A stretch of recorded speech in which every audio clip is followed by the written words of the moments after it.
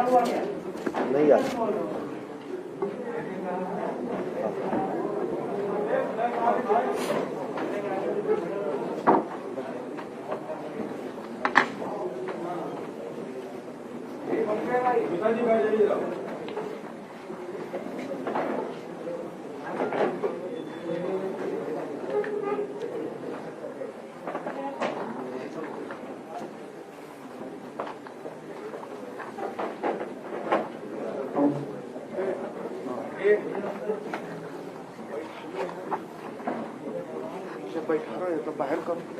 Media बंधुओं, शुक्रिया कुर्सी यहीं बगल में रही ना। मीडिया बंधुओं, जैसा कि आप लोगों को ये विदित है कि आज मेरा खुद का अपना जन्मदिन है और इस मौके पर सबसे पहले मैं अपने शुभ चिंतकों का विशेषकर बीएसपी के उन लोगों का हार्दिक दिल से आभार प्रकट करती हूँ जो पूरे देश में मेरे जन्मदिन को पिछले वर्ष की तरह इस बार भी कोरोना नियमों का पालन करते हुए तथा अपने महान संतों, गुरुओं व महापुरुषों में भी खासकर महात्मा ज्योतिबा फूले, छत्रपति शाहू जी महाराज, नारायण गुरु, बाबा साहब डॉक्टर भीमराव अंबेडकर एवं मान्यवर श्री कांशीराम जी आदि की मानवतावादी सोच व उनकी मूवमेंट को ध्यान में रखकर जिनके बताए हुए रास्तों पर चलकर ही मैंने उनकी सोच व मूवमेंट को आगे बढ़ाने के लिए अपनी पूरी जिंदगी भी समर्पित की है। वे अर्थात इनके अनुयायी आज पूरे देश में मेरे जन्मदिन को जन कल्याणकारी दिवस के रूप में बहुत ही सादगी व संजीदगी के साथ मना रहे हैं, जिसके तहत चलकर ही मेरे जन्मदिन के मौके पर हर वर्ष बीएसपी के लोग अपने सामर्थ्य, अपने आर्थिक सामर्थ्य के हिसाब से अपने अपने क्षेत्र में सर्व समाज में से विशेषकर गरीब, कमजोर, लाचार, असहाय व अन्य जरूरतमंद लोगों की विभिन्न रूपों में मदद भी करते हैं और इस बार भी मदद कर रहे हैं। और इस संदर्भ में मैं ये भी कहना चाहती हूँ कि खासकर कोरोना महामारी के दौरान परिवार में जिन कमाने वालों की मृत्यु हो गई है और उनके पीछे दुखी व पीड़ित चल रहे परिवारों की सरकारी मदद के अभाव में अब हालत काफी ज्यादा खराब हो गई है, तो उनकी भी पार्टी के लोग पिछले वर्ष की तरह इस वर्ष भी विभिन्न रूपों में काफी मदद कर रहे हैं। लेकिन इस मामले में दुख की बात यह है कि इस समय यूपी, उत्तराखंड व पंजाब आदि राज्यों में विधानसभा के आम चुनाव घोषित होने तथा चुनाव आचार संहिता भी लगने की वजह से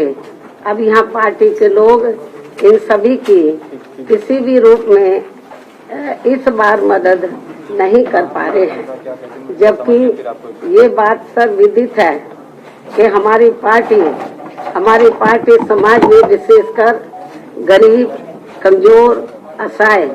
व अन्य उपेक्षित वर्गों के हित एवं कल्याण के लिए हमेशा अति गंभीर, संवेदनशील, ईमानदार व संघर्षरत रहती है, जिसके मुताबिक चलकर ही बीएसपी ने यूपी में 4 बार अपने नेतृत्व में यहाँ सरकार भी चलाई है। और इस दौरान हमारी पार्टी की सरकार ने मेरे जन्मदिन के मौके पर भी ऐसे लोगों के हित व कल्याण के लिए अनेकों जनहित की नई नई योजनाएं भी प्रारंभ की हैं, जिनसे इन्हें काफी ज्यादा लाभ पहुंचा है। लेकिन ये सब यहाँ जातिवादी, संकीर्ण, सांप्रदायिक व पूंजीवादी मानसिकता रखने वाली सभी विरोधी पार्टियों को अच्छा नहीं लगा है और फिर इन्होंने यहाँ बीएसपी के विरुद्ध अंदर अंदर एक होकर वह किस्म किस्म के साम दाम दंड भेद आदि हथकंडे इस्तेमाल करके हमारी पार्टी को सत्ता में आने से रोका है, जिसे अब प्रदेश की जनता काफी हद तक समझ चुकी है, जिनसे हमें ये उम्मीद भी है कि यूपी में इस समय विधानसभा के लिए हो रहे आम चुनाव में बीएसपी को फिर से जनता यहाँ जरूर सत्ता में वापस लाएगी। और मैं भी उन्हें ये विश्वास दिलाना चाहती हूँ कि इस बार सत्ता में आने के बाद हमारी पार्टी अपने पूर्व के रहे शासनकाल की तरह ही फिर से यहाँ हर मामले में व हर स्तर पर अपनी सर्वजन हिताय व सर्वजन सुखाय की नीतियों पर आधारित ही सरकार चलाएगी। और इस संबंध में यहाँ मैं ये भी कहना चाहूंगी कि मैंने कुछ महीने पूर्व दिनांक 7 सितंबर को बीएसपी के प्रबुद्ध वर्ग के हुए सम्मेलन में इनकी सुरक्षा, सम्मान व तरक्की आदि को लेकर तथा इसके बाद 9 अक्टूबर सन 2021 को बीएसपी के जन्मदाता एवं संस्थापक मान्यवर श्री कांशीराम जी की पुण्यतिथि के मौके पर भी लाखों की संख्या में लखनऊ में आए हुए लोगों को संबोधित करते हुए प्रदेश की बिगड़ी हुई कानून व्यवस्था को सुधारने तथा यहाँ दलितों, आदिवासियों, पिछड़े वर्गों, मुस्लिम व अन्य धार्मिक अल्पसंख्यक समाज के लोगों के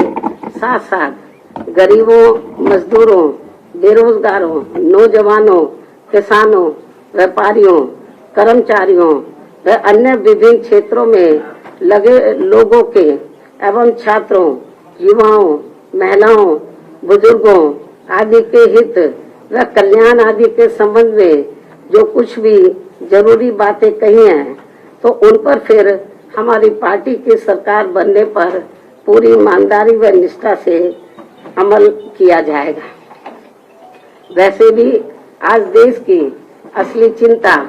परम पूज्य बाबा साहब डॉक्टर भीमराव अंबेडकर के मानवतावादी संविधान के हिसाब से चलकर देश की करोड़ों जनता को गरीबी, बेरोजगारी, महंगाई व तनावपूर्ण हिंसक वातावरण की दुर्दशा से निकालकर उन्हें कानून द्वारा कानून के राज के माध्यम से सुख, शांति व स्थिरता पहुंचाने की है,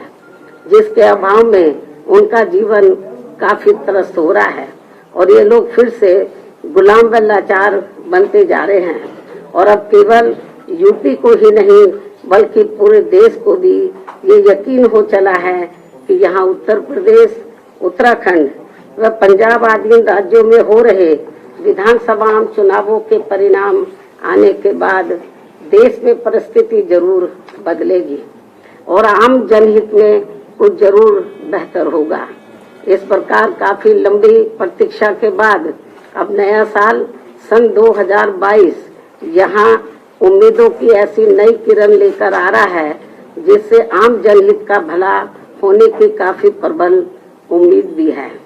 इस विश्वास के साथ ही अब मैं हर वर्ष की तरह इस वर्ष भी अपने जन्मदिन के शुभ अवसर पर मेरे खुद के द्वारा लिखित पुस्तक मेरे संघर्ष में जीवन एवं बीएसपी मूवमेंट का सफरनामा का हिंदी व अंग्रेजी संस्करण का भी जो मुख्य तौर पर एक वर्ष के दौरान का पार्टी व मूवमेंट के कार्यकलापों व संघर्षों आदि का साफ सुथरा लेखा जोखा होता है उसे आज जारी किया जाता है। इसलिए ये पुस्तक खासकर वर्तमान में युवा पीढ़ी व आगे आने वाली पीढ़ी के लिए भी काफी प्रेरणादायक साबित होगी, ताकि मान्यवर श्री कांशीराम जी के नेतृत्व में उनकी त्याग, तपस्या व कठोर मेहनत से बनी बीएसपी की अम्बेडकरवादी व मानवतावादी मूवमेंट हमेशा आगे ही बढ़ती रहे और फिर उनकी ये मूवमेंट कभी भी आगे न रुके। और अब मैं इस प्रेरणादायी पुस्तक का विमोचन करूं, लेकिन इससे पहले आज मैं अपने जन्मदिन के मौके पर खासकर यूपी, उत्तराखंड व पंजाब में अपनी पार्टी के लोगों से ये भी अनुरोध करती हूँ कि पार्टी के जो लोग यहाँ चुनाव आचार संहिता लगने की वजह से इस बार मेरा जन्मदिन अपने अपने घरों में ही रहकर मना रहे हैं, वे कोरोना नियमों व चुनाव आचार संहिता का भी पालन करते हुए अपनी पार्टी के उम्मीदवारों को जिताने के लिए रात दिन खूब मेहनत करें और उन्हें भारी वोटों के अंतर से भी जरूर जिताएं। और यदि ऐसा हो जाता है और यहाँ सन 2007 की तरह फिर से बीएसपी की अकेले ही अपनी पूर्ण बहुमत की सरकार बन जाती है तो फिर यही इस बार मेरे जन्मदिन के लिए इनका ये खास व अत्यंत कीमती तोहफा भी होगा। लेकिन मुझे ये तोहफा देने के लिए पार्टी के लोगों को वोट पड़ने तक यहाँ यूपी, उत्तराखंड व पंजाब प्रदेश में भी विरोधी पार्टियों के सभी साम दाम दंड भेद आदि हथकंडों से जरूर सावधान रहना है। जैसे अब इस चुनाव में खासकर जातिवादी व बीएसपी विरोधी मीडिया को बीएसपी की मुखिया के विरुद्ध कुछ खास मुद्दे बोलने के लिए नहीं मिल रहे हैं, तो अब ये लोग आए दिन मेरे चुनाव न लड़ने को भी लेकर जानबूझकर षड्यंत्र के तहत इसे भी आए दिन उछालते रहते हैं और इसकी आड़ में जनता को मेरे बारे में ऐसा इंप्रेशन भी देते हैं जैसे मैंने कभी कोई चुनाव ही नहीं लड़ा है, जबकि इनको ये मालूम होना चाहिए कि मैंने 4 बार लोकसभा की व 3 बार राज्यसभा की भी राज्यसभा, जबकि मैं 4 बार लोकसभा की और 3 बार राज्यसभा की भी सांसद रह चुकी हूँ, सदस्य रह चुकी हूँ। इसके अलावा 2 बार यूपी विधानसभा में व 2 बार यूपी विधान परिषद की भी सदस्य रह चुकी हूँ। और इस संबंध में यहाँ मैं ये भी कहना चाहती हूँ कि जब तक बीएसपी के जन्मदाता एवं संस्थापक मान्यवर श्री कांशीराम जी स्वास्थ्य के मामले में ठीक हालत में चलते रहे तो तब तक वे सभी चुनावों को काफी हद तक खुद ही संभाल लेते थे और उस समय में अधिकांश चुनाव लड़ती थी और ज्यादातर चुनाव जीतकर भी आती थी। लेकिन इनके काफी लंबे अरसे तक बीमार रहने व उनके देहांत होने के बाद फिर पार्टी की मेरे कंधों के ऊपर पूरी जिम्मेवारी आ गई। तो ऐसे में मैंने अपनी पार्टी व मूवमेंट के हित में सीधा चुनाव लड़ने की बजाय फिर पार्टी के उम्मीदवारों को ही जिताना जरूरी समझा है। और वैसे भी हमारे कानून में ये व्यवस्था बनी है कि बिना लोकसभा का सीधा चुनाव लड़े भी राज्यसभा में जाकर कोई भी योग्य व्यक्ति देश का प्रधानमंत्री व केंद्रीय मंत्री आदि भी बन सकता है तथा इसी प्रकार विधान परिषद में भी जाकर कोई भी योग्य व्यक्ति किसी भी स्टेट का मुख्यमंत्री आदि भी बन सकता है जहां पर विधान परिषद की व्यवस्था है। इसलिए यूपी में बीएसपी की सरकार बनने पर मैं पार्टी व मूवमेंट के हित में सीधा चुनाव न लड़के व अप्रत्यक्ष रूप से चुनाव जीतकर भी यूपी प्रदेश की बागडोर संभाल सकती हूँ, जिसकी इस समय काफी सख्त जरूरत भी है। इसके अलावा खिसियानी बिल्ली खंबा नोचे की तरह विरोधी पार्टियां व जातिवादी मीडिया भी मेरे क्षेत्र में न जाने को भी लेकर आए दिन किस्म किस्म की तथ्यहीन व बेबुनियादी बातें करते रहते हैं, जिसका जवाब मैं 1 जनवरी को मीडिया को भी दे चुकी हूँ। उसे मैं फिर से दोहराना नहीं चाहती हूँ। वैसे भी मुझे पूरा भरोसा है कि इस बार चुनाव में बीएसपी सन 2007 की तरह फिर से यूपी की सत्ता में जरूर वापस लौटेगी और तब फिर पूर्व की तरह इस बार भी यहाँ सर्वे एजेंसियों का ओपिनियन पोल व सर्वे आदि धरा का धरा रह जाएगा। इतना ही नहीं बल्कि अब यहाँ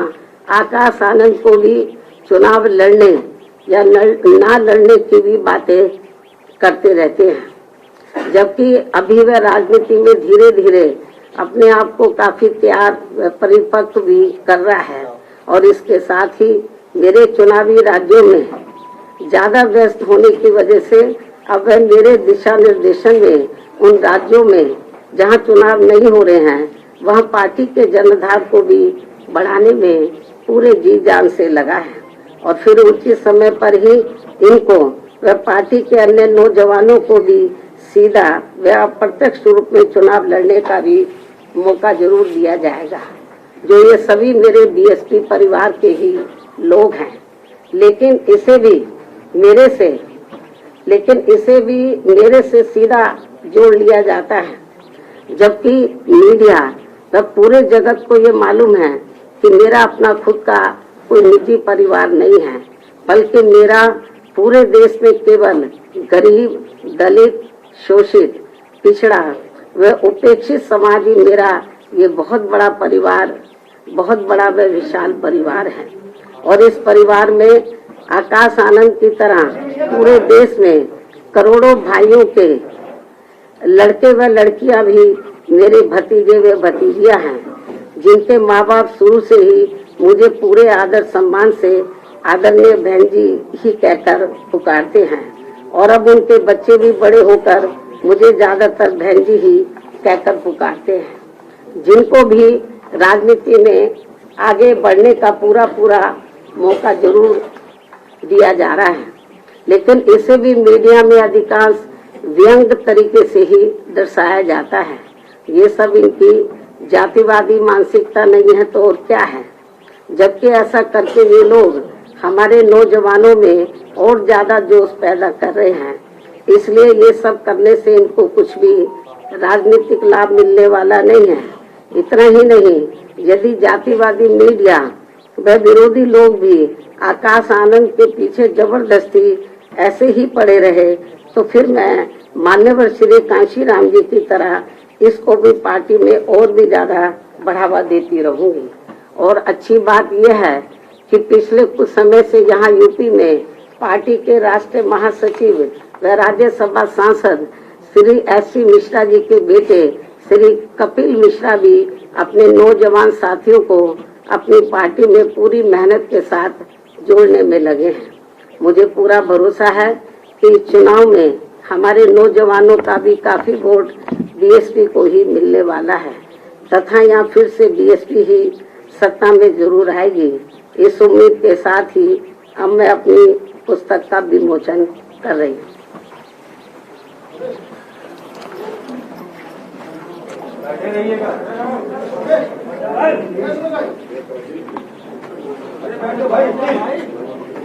अरे भाई क्या कर रही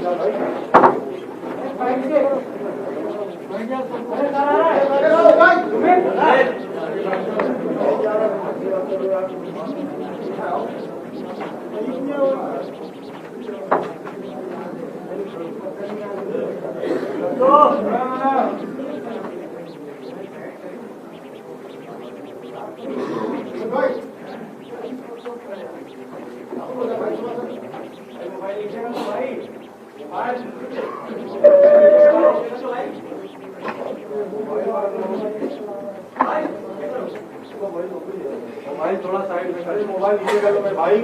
तो नीचे भैया टोपी मोबाइल भाई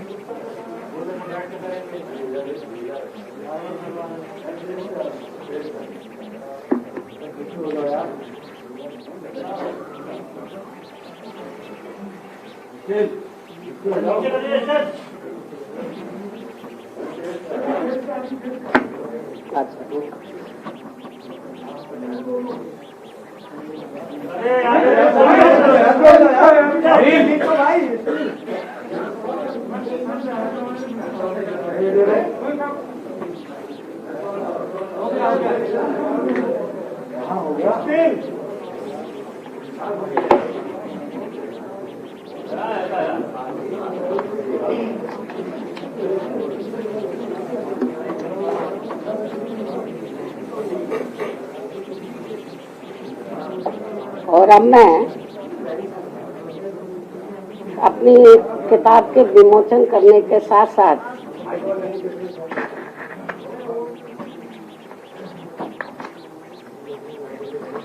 आपको ये भी बताना चाहती हूँ, वैसे आप लोगों को ये मालूम ही है कि उत्तर प्रदेश में यूपी विधानसभा के आम चुनाव 7 चरणों में हो रहे हैं और पहले चरण में 58 विधानसभा की सीटों पर विधानसभा का आम चुनाव हो रहा है और बीएसपी ने पहले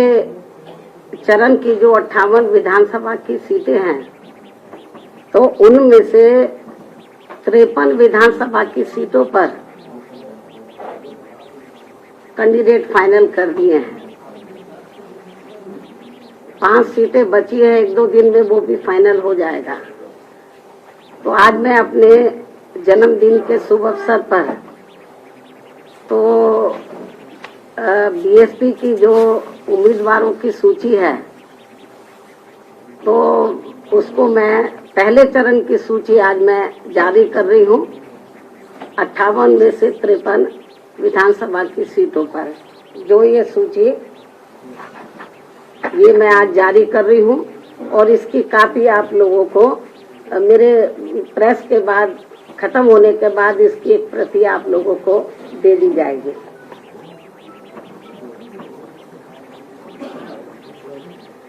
और अब मैं अंत में सभी मीडिया बंधुओं से मेरे जन्मदिन का केक व जलपान आदि लेने का भी विशेष आग्रह करती हूँ। साथ ही अपनी बात भी यही समाप्त करती हूँ, किंतु इससे पहले यदि आप लोग मुझसे कुछ सवाल पूछना चाहते हैं तो एक एक करके पूछ सकते हैं, लेकिन आप सभी के एक सवाल का मैं खुद ही आपको जवाब दे देती हूँ। देश में चुनाव के नजदीक जिस प्रकार से स्वार्थी किस्म के लोगों का दल बदल करने का सिलसिला शुरू हो जाता है, तो इसे खास ध्यान में रखकर अब दल बदल कानून को काफी सख्त बनाने की जरूरत है, क्योंकि इससे हमारे लोकतंत्र पर भी काफी बुरा प्रभाव पड़ रहा है। इसके अलावा जो दल बदलू नेता व सपा के साथ गठबंधन करके चुनाव लड़ने वाली पार्टियां ये कह रही हैं कि ये पार्टी यानी कि Samajwadi party SC, ST, OBC और MC यानी कि माइनॉरिटीज कम्युनिटीज वर्गों के हितों की व इनके संतों,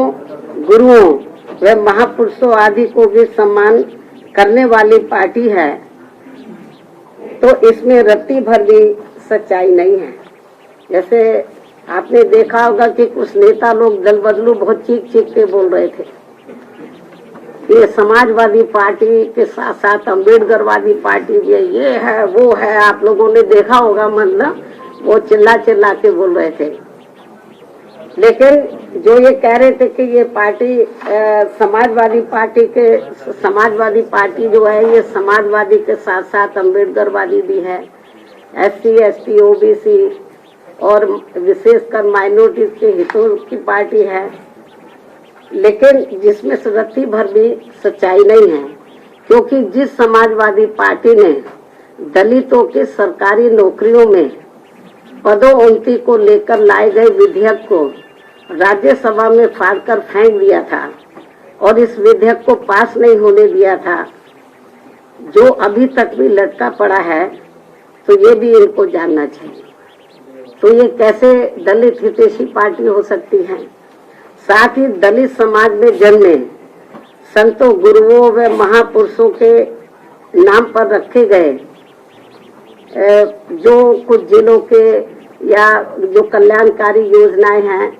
जो भी हमने काम किए, तो उनका सपा ने हमेशा विरोध किया है। और इस संदर्भ में मैं आपको ये बताना चाहती हूँ, जब मेरी सरकार थी तो मेरी सरकार ने भदोई के नाम से नया जिला बनाया, आप लोगों को मालूम है। तो इसी पार्टी की सरकार ने, समाजवादी पार्टी की सरकार ने दलित समाज में जन्मे संत गुरु रविदास जी के नाम पर रखे गए नए भदोई जिले का नाम भी बदल दिया। ये पूर्वांचल के लोग अच्छे प्रकार से जानते हैं और जिनको खास तौर से पूरा देश और यूपी में खासकर पूरे यूपी में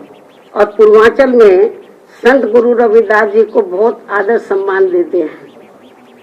उनकी बहुत कदर करते हैं, उनके बताए हुए रास्ते पर चलते हैं, उनकी वानियों पर अमल करते हैं।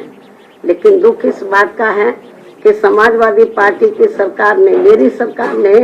इस भदोई के नाम से जो नया जिला बना, इसका नाम संत गुरु रविदास जी के नाम से रखा। लेकिन ये इतना दलित हितैषी है, इतना आदर सम्मान करता है कि सत्ता में आते ही उसने रविदास जी का जो नाम रखा था भदोई का, उसको बदल दिया। आप समझ सकते हैं।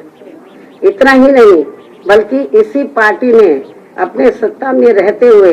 पिछड़े वर्ग में केवल अपने यादव समाज का ही अधिकांश ध्यान रखा है, बाकी पिछड़ी जातियों का नहीं।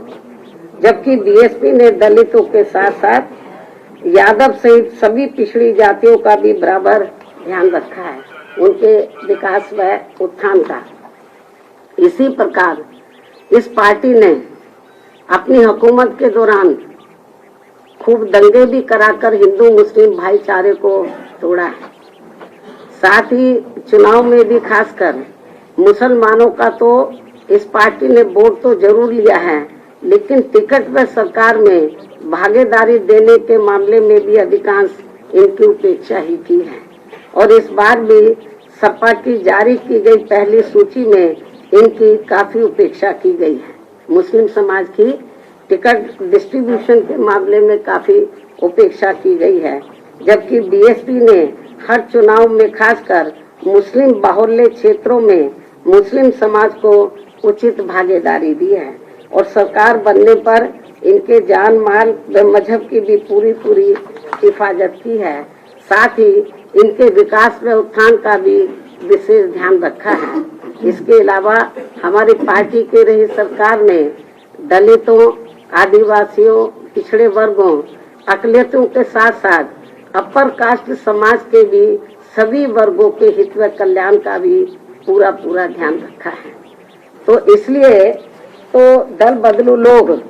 और खास तौर से जो छोटे छोटे दल जो सपा के साथ गठबंधन करके चुनाव लड़े हैं, तो जो इस किस्म की बातें कर रहे हैं कि सपा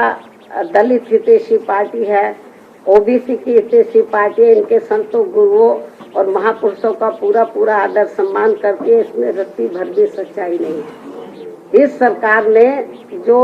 धार्मिक अल्पसंख्यक समाज में से जो मुस्लिम समाज के लोग हैं, तो उनके ना हितों का ध्यान रखा और ना टिकट बंटवारे के मामले में और न ही सरकार में भागीदारी देने के मामले में इनके हितों का ध्यान रखा है। तो ये सब आप लोगों को मालूम है। आप ये सवाल पूछते तो मैंने पहले ही टुकड़ों में पूछते, मैंने पूरा इसका जवाब आप लोगों को दे दिया। अब आप पूछिए, एक एक करके पूछो।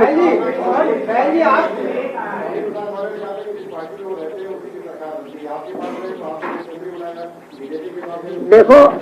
वो मुझे क्या मुख्यमंत्री बनाएगा, बीएसपी में आने के बाद उसकी किस्मत खुली है। पहले वो बहुत पार्टियों में रहा, वो कभी चुनाव नहीं जीता। आप इतिहास उठाकर देख लो उसका राजनीति, बहुत सी पार्टियों में रहा, जनता दल में रहा, लोक दल में रहा, किसी भी पार्टी में वो चुनाव नहीं जीता। जब वो बीएसपी में आया तो पहली बार उसकी किस्मत खुली और वो एमएलए बना। तो ये जो हवाई बातें हैं तो वो बेकार हैं। तो इसलिए जो मैं आपको ये बताना चाह रही हूँ कि ये जरूर जिस भी पार्टी में जाता है, अभी जैसे बीजेपी वाले उसको ढोके चलते रहे 5 साल तक, उसको समझाते रहे भाई हमें सर्व समाज को लेके चलना है, तो लेकिन वो नहीं माना। तो अब आप तो देखो उसकी लैंग्वेज, आप लोगों को मालूम है उनकी लैंग्वेज किस किस्म की है। जबकि आप लोगों को जब हम अम्बेडकरवाद की बात करते हैं तो बाबा साहब डॉक्टर अम्बेडकर की जो सोच है उसको समझना चाहिए। बाबा साहब डॉक्टर अम्बेडकर किसी भी जाति और धर्म के खिलाफ नहीं थे, वो जातिवादी व्यवस्था के खिलाफ थे। इस देश में जो गैर बराबरी वाली सामाजिक व्यवस्था बनी है उसको बदलकर वो समता मूलक समाज व्यवस्था बनाना चाहते थे। और इस व्यवस्था को बनाने के लिए बाबा किनको सामने आना होगा? जो इस व्यवस्था के शिकार हैं। तो जो इस व्यवस्था के शिकार हैं, उनको अपर कास्ट को भी साथ में लेकर जब सर्व समाज में भाईचारा पैदा हो जाएगा तो तभी तो समता मूलक समाज बनेगा। तो बाबा साहब डॉक्टर अंबेडकर की ये इच्छा थी कि जो इस देश में गैर बराबरी वाली सामाजिक व्यवस्था बनी है उसको बदलकर समता मूलक समाज व्यवस्था बने जिसमें सब लोग बराबर हों। तो उसी आधार पर हमारी पार्टी इस मूवमेंट को लेकर, बीएसपी की मूवमेंट को लेकर चल रही है। बहन जी, आज शेखर रावण ने समाजवादी पार्टी में गए थे लेकिन उनकी बात नहीं बनी है। उन्होंने कहा है कि वह अब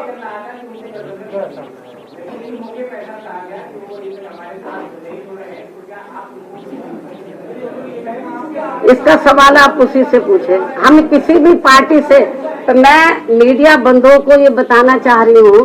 हमारी पार्टी किसी भी पार्टी के साथ कोई गठबंधन नहीं कर रही है। हमारी पार्टी अकेले अपने बलबूते पर पूरी दमदारी और तैयारी के साथ चुनाव लड़ रही है। हमारा गठबंधन किसी पार्टी से नहीं, हमारा गठबंधन सर्व समाज में भाईचारा पैदा करके ये गठबंधन चल रहा है और हमें पूरा भरोसा है कि इस गठबंधन के आधार पर इस बार हमारी पार्टी को एब्सोल्यूट मेजॉरिटी जरूर मिलेगी। धन्यवाद।